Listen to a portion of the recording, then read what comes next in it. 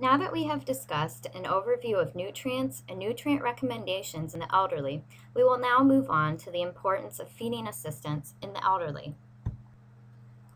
The act of feeding oneself is developed at a young age and is used all through the lifespan. The feeding process is what allows us to consume food and fluids. Our bodies depend on this process to get the nutrients it needs to function properly and stay in good health. This ability is so crucial to life, and it may be lost or decline with age for a variety of reasons. There are many factors that may affect the self-feeding ability of older adults. We will begin by discussing chronic disease. Certain diseases and conditions can physically, mentally, or physically and mentally affect a person's ability to carry out this crucial activity of life.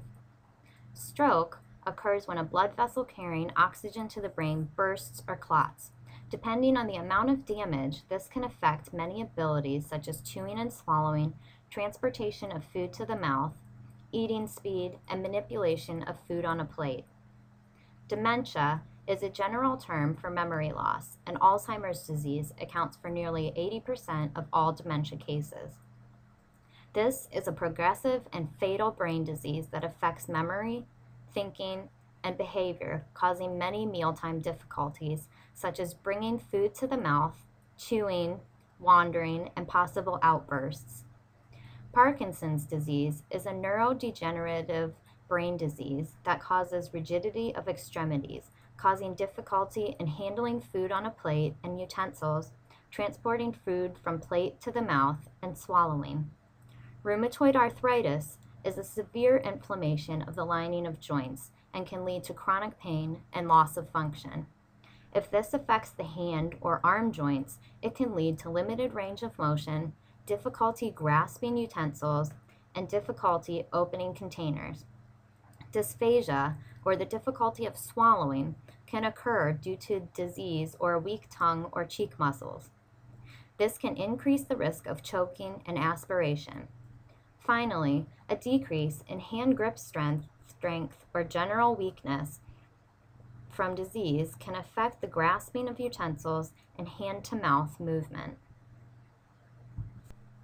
Feeding assistance is any type of assistance, including verbal or physical, that aids in the food and fluid intake of an individual. This is vital for those older adults that have lost or had a decline in their ability to self-feed. There are many types of assistance, including minimal verbal cueing, nonverbal cueing, physical guidance, and full physical assistance. Assistance can be anything from an encouraging word or helping hand to fully feeding the resident. We will discuss these types of feeding assistance more in depth in Module 3. Those who have lost the ability to self-feed are at an increased risk for malnutrition due to the dependence on others for all foods and fluids they consume. Poor quality feeding assistance can lead to a decrease in health status. Those who do not spend adequate quality time feeding residents during meal times can have a large effect on the resident's nutrient intake. Also, poor communication and social interaction between the feeding assistant and the resident can also contribute to this poor nutrient intake. This lack of nutrient intake is due to poor quality feeding assistance and can lead to an increased frequency of pressure ulcers, poor wound healing, decreased immunity from illness, malnutrition, dehydration, and weight loss, which all increase the risk of morbidity and mortality in these residents.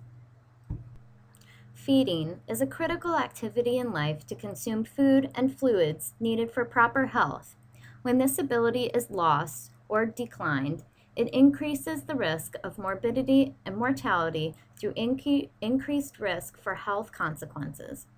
Feeding assistance allows these individuals to still consume food and fluids and get the nutrients they need to maintain health status, quality of life, and decrease exacerbations of chronic disease. In summary, food is a basic need of life. It provides nutrients that are vital to health. Nutrient requirements for elderly do not generally decrease with age, except for a few exceptions. Energy requirements do tend to decrease with age due to a decline in physical activity and changes in body composition. Elderly are encouraged to have a diet full of nutrient-dense foods such as whole grains, colorful fruits and vegetables, low-fat dairy, lean meats, and small amounts of fats and oils with plenty of water to stay hydrated. Feeding is a process that begins at an early age and is critical to the health and well-being of human beings throughout life. Older adults may lose or have a decline in this ability due to chronic disease or other conditions that impair this ability. Feeding assistance is required for these individuals. There are many types of feeding assistance that range from verbal encouragement to fully feeding someone. Remember, the feeding assistance that you provide is absolutely crucial to the health and well-being of the residents. You have now finished Module 2. Please move on to Module 3,